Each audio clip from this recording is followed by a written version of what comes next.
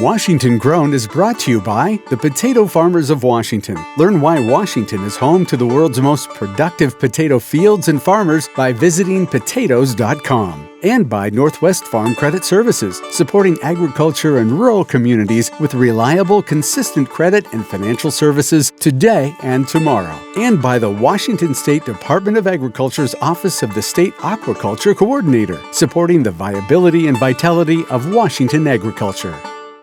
Hi everyone, I'm Christy Goranson and welcome to Washington Grown. Berries are a perfect treat on a hot summer day like today, and there's no shortage of them in the evergreen state, especially since Washington is one of the leading producers of red raspberries and blueberries. In this episode, we're learning all about Washington berries. I'll visit Spooner Farms in Puyallup. They're down there. really big, and they get bigger than that. Yeah, they get huge. And I'll make a delicious raspberry ricotta olive oil cake at Deep Sea Sugar and Salt. This is 10 pounds Oh my gosh. of ricotta. That's a lot of ricotta. It's a lot of ricotta. Then Val will visit Carla Salp, master gardener and host of the show Oly Grown, to see how she tends her garden. Everything's a highlight here, Val. Well, then, let's go. All this and more today on Washington Grown.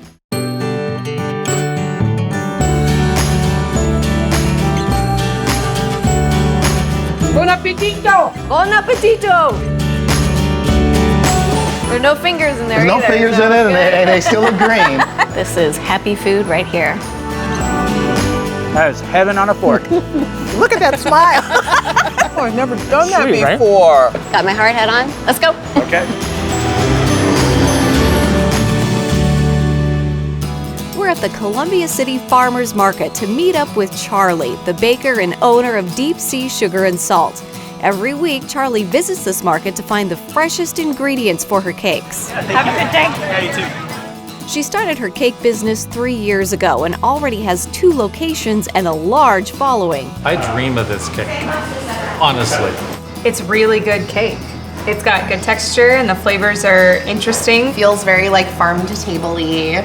I would say it feels like your local community. It just feels very welcoming and inviting.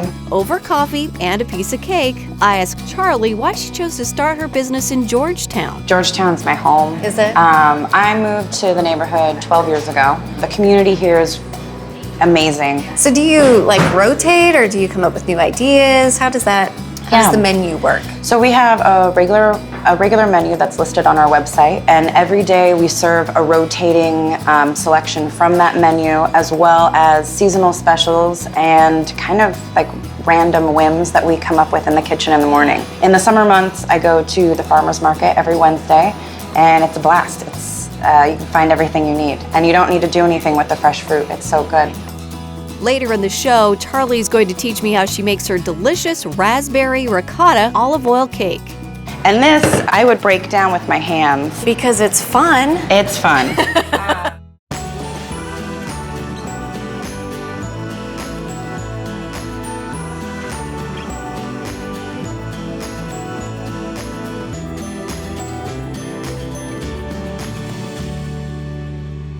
Berries are one of my favorite treats, so I'm seeing how our Washington farmers manage to grow the best there is. I'm here at Spooner Farms in lovely Puyallup, Washington, my hometown. This is Sam Spooner. We grow strawberries, raspberries, blackberries, blueberries, pumpkins, and corn. Okay, so you're gonna show me around, right? Yep. First, Sam took me to my favorite spot, the raspberry fields. Well, Sam, tell me how many acres of berries you guys have. So just down at this one farm right here, we have about 11 acres of raspberries just in this one area. Just in this one area? Yeah. What variety are these raspberries? So we got some Tulamine on my left, and then on my right we have some Malahat. Oh, now what's the difference?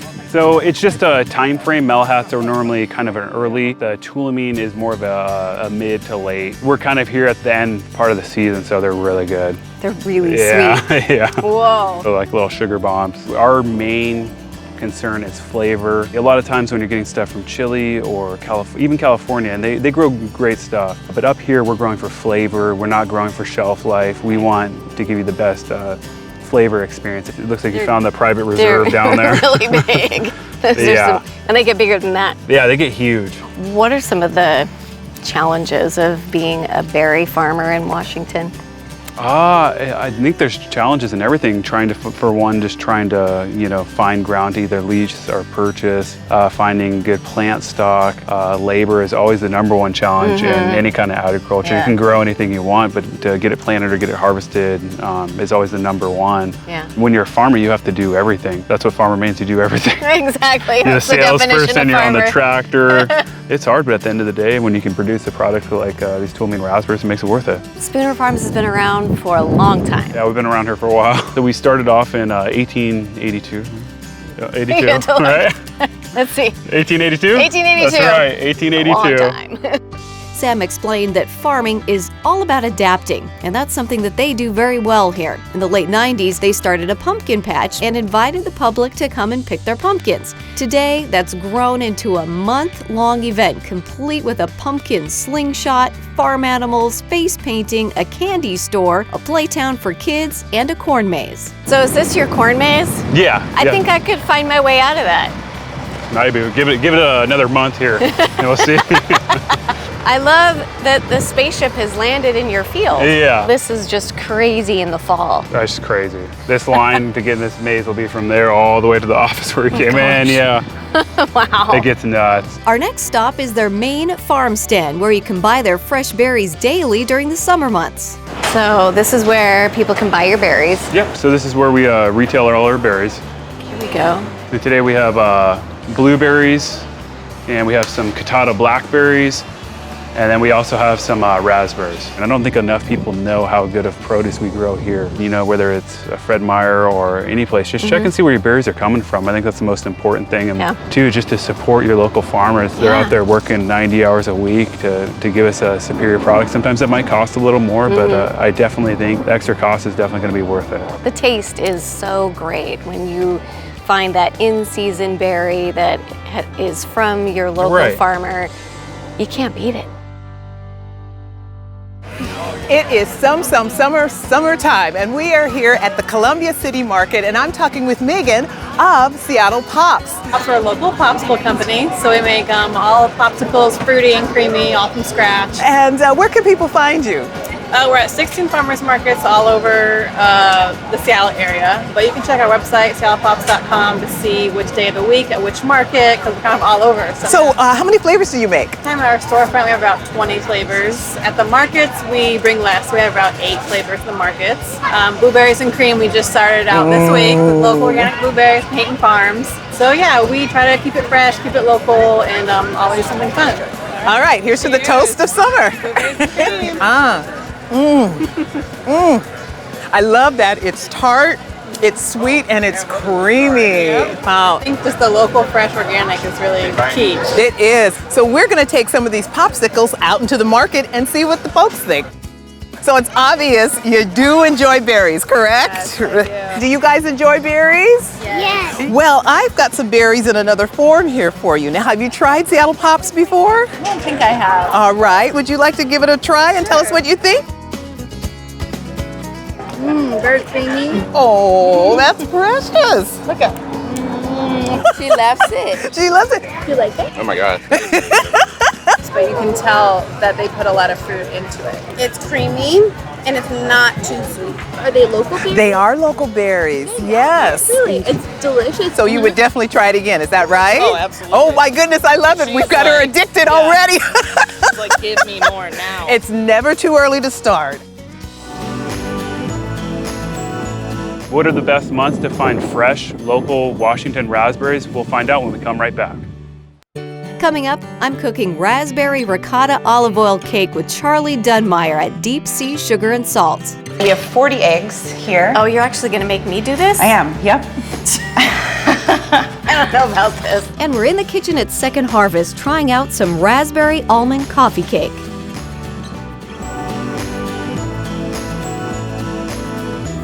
The best months to find Washington raspberries are June through July.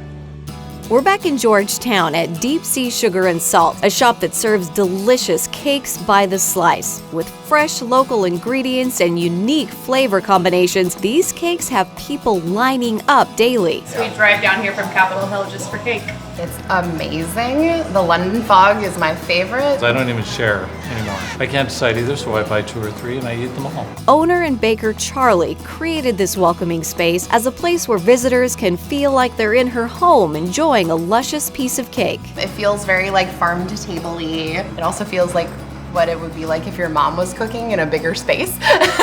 So what are some of the cakes that are super popular here? The London Fog is probably the most popular. The chocolate salted caramel is a big hit too. Do you have a favorite? I like anything pistachio and the carrot pineapple brown butter. Yum. That sounds good too. They all sound good. So what are we gonna make? We are gonna make a raspberry ricotta olive oil cake. So we're gonna attempt this. It's a ricotta olive oil cake with cream cheese frosting and then a bunch of beautiful fresh raspberries that I got at the market last night. It doesn't get better than that. It doesn't. And this is the biggest mixing bowl I've ever seen in my life. It's a big batch of cake. It's gonna end up making about 22 layers. Our first step is to mix together flour, baking soda, salt, and baking powder.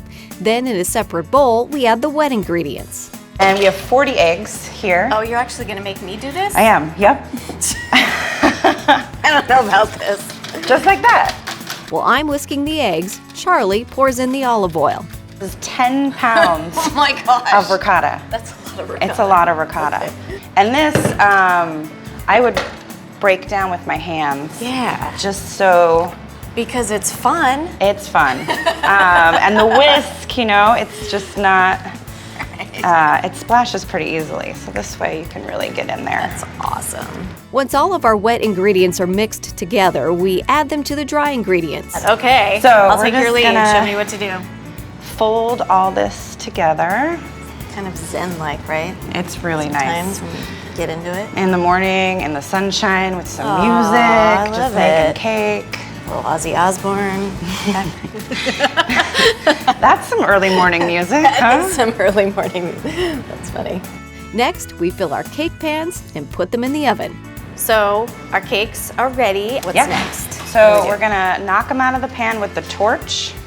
And that sounds exciting. Flip these guys over. What does the torch do?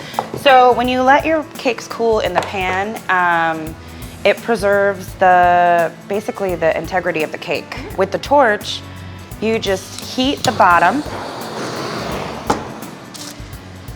give it a little tap, and they fall right out. And it's beautiful. Yeah. Then Charlie cuts the cake layers in half and we're ready to frost and decorate. So then you're gonna take your hot spatula, hot water, and just spread it just over the edge. And a trick with the spatula too when you're spreading, if you make it a rule never to lift your spatula up and only touch the frosting, that'll, you can avoid crumbs getting in your frosting. No one will notice. They'll be too excited about the raspberries to know. We add fresh raspberries on top of the frosting and continue to do layers until we've reached the top.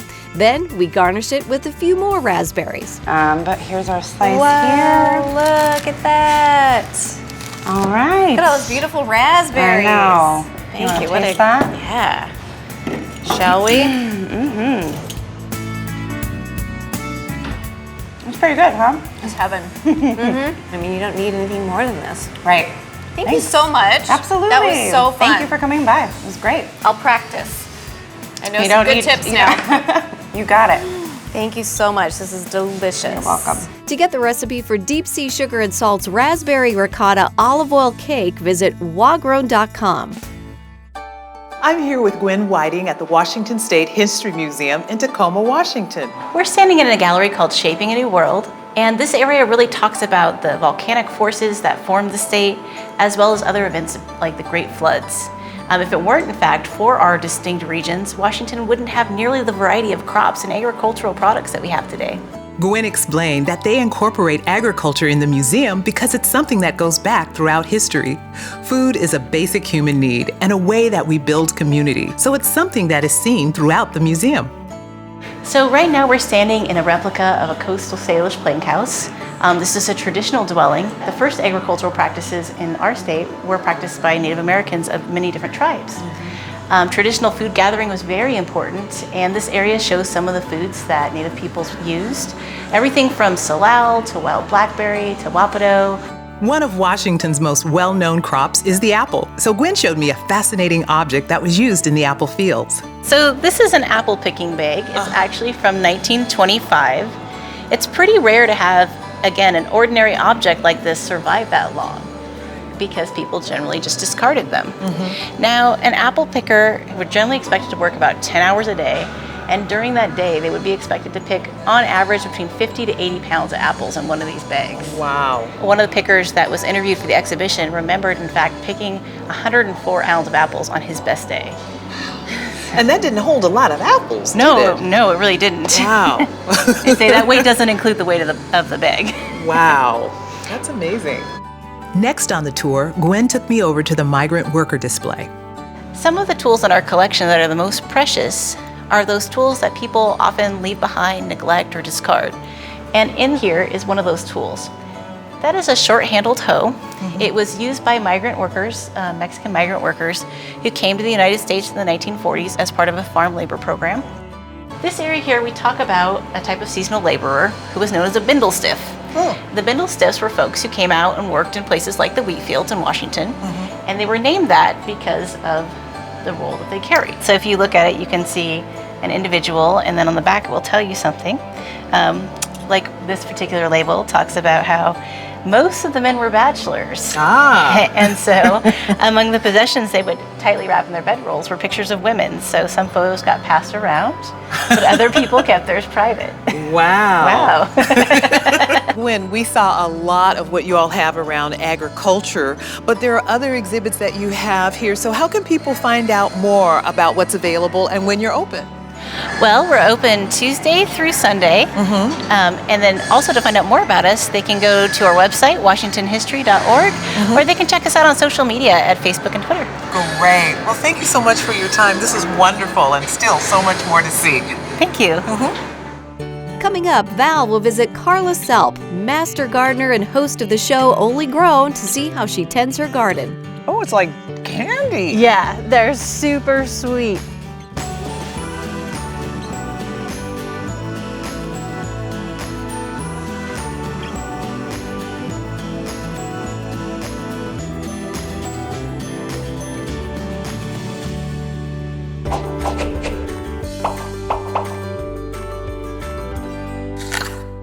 Washington produces over 90% of all raspberries for the United States, which is great news because those little berries are one of nature's most nutritious foods. Raspberries come in several commercial varieties, including black, purple, red, and even golden. And just 1/2 cup serving of raspberries provides a serious amount of nutrition. At nearly 6.5 grams per serving, raspberries are packed full of fiber, which promotes healthy digestion and lowers blood cholesterol levels, reducing your risk of cardiovascular disease. Raspberries are also rich in vitamin C, a nutrient your immune system uses to help defend against the common cold or infection. Regular consumption of raspberries can also keep your brain and nerves healthy because they are loaded with the mineral manganese, a powerful antioxidant. But the best part is that raspberries can be enjoyed year-round, fresh or frozen. Freezing fruit, including raspberries, eliminates the need for using preservatives and has no effect on their nutritional content. So rest assured, the next time you're shopping at your local grocery store for frozen, Washington-grown raspberries, you and your family won't miss out on all their great health benefits. Today I'm in Olympia meeting with Carla Selp. Carla works for the Washington State Department of Agriculture and is an avid gardener. In fact, she created her own YouTube gardening show called Oly Grown. And when I got into gardening, I thought, you have to think about what do you want to grow? You have to prioritize. And so what I've generally prioritized around here is growing stuff that I can't buy in the grocery store. So show me some of the highlights of your garden. Highlights, everything's a highlight here, Val. Okay, so this is a new blueberry that I'm growing. It's called a nocturne blueberry, and the berries are super dark. They're like almost black. And they're absolutely delicious. They sound. Yeah, but let me show you another thing I like to do on my plants. So I've got my main bush here, which is the blueberry, but then as you can see, I have strawberries, actually. Yeah. These are alpine strawberries. Oh. If you'll see here, these are white. Try a couple of those though. Well, if you insist. Oh, it's like candy. Yeah, they're super sweet. So this is something that I like to grow because it's something I can't get in the grocery store. And then what do you do to control pests? Because things look so healthy. Yeah, I haven't had to do much. So I have two biggest problems. One is aphids. So I have an organic spray that I use if aphids become a problem.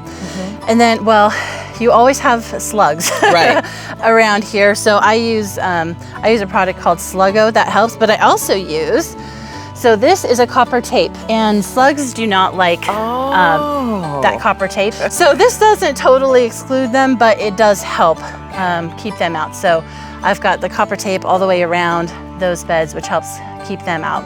I asked Carla what advice she would give to the first-time gardeners. I get a lot of questions about, is that a GMO seed? Well, the funny thing is, gardeners cannot even buy GMO seeds. So don't pay extra for non-GMO gardening seeds because you can't get GMO gardening seeds. No such things for gardeners. There's no such things. Yeah, you have to actually be a farmer. One of the things I love about gardening is that you get a small taste of what it's like for a farmer to raise a crop. Once you start doing it yourself, you realize it's not as easy as you might suppose. Well, there's just been so much that I've enjoyed here today, but thank you. Thank you for helping us to remember that connection. Thanks for coming out. You're welcome anytime. Oh, thank you.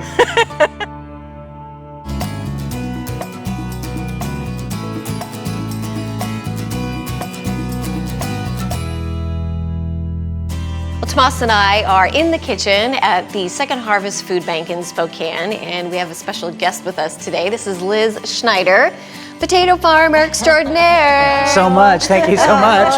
Thank you for having me. Yes, well, I'm thrilled. Love potatoes and we love our farmers, so we're very happy to have you here and help us do some taste testing. Oh, I've been waiting, And what took you so long to ask? I know, right? Great job. So these recipes come from allrecipes.com, which is based over in Seattle, and we've featured them before in Washington Grown, and it's been really fun. Yeah, have a great app. Yes, I do use them. Super cool. And so today, we're talking about raspberries. Oh, it's my favorite fruit. So really good. I love I can raspberries. eat quarts. Yeah, easy. Me too. Easy. Yep. And we've traveled all over the state, going to raspberry farms, and up in the Skagit Valley, there's a lot of farmers. We went to Puyallup, which is where I'm from. A lot of raspberry farms there, and we just love our raspberry farms. We have eaten a lot of raspberries on this show, haven't we? Yeah, and a lot of potatoes You too. guys have a tough job. I know, right? It's terrible. Now you get to be part of the fun. I know, I'm so excited. So raspberry almond coffee cake is what we're going to be testing. And this is from Melissa M. Dessert for breakfast. Exactly. What's better? So let's give it a try. All right.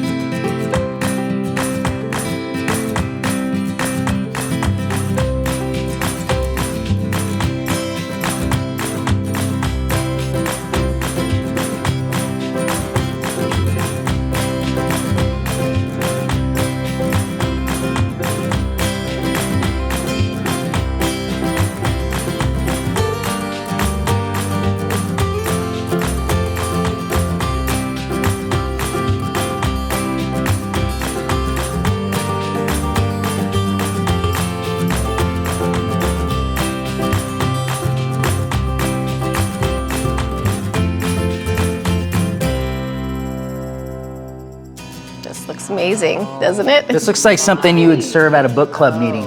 There we go. Note to self.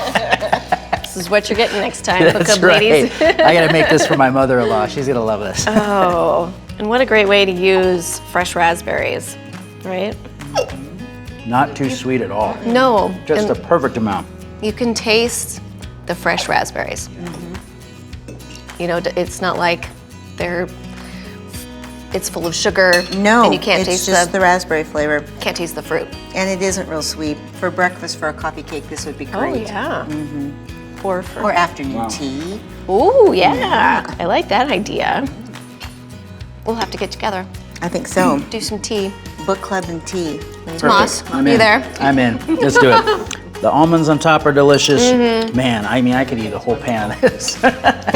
Raul Z says this recipe works so well with other types of fillings. So far, Raul has used blueberries, cranberries, apples, and apricots, just using the basic raspberry recipe. But anyways, it's just delicious, and we thank Melissa M. Yes. for this awesome raspberry coffee cake. Way to feature those raspberries. Oh, and one I'm going to use. To get the recipe for this raspberry almond coffee cake, visit wagrown.com. In cake, in popsicles, or my favorite, fresh out of the field, Washington berries are a treat everyone can enjoy. That's it for this episode of Washington Grown. Thanks for watching.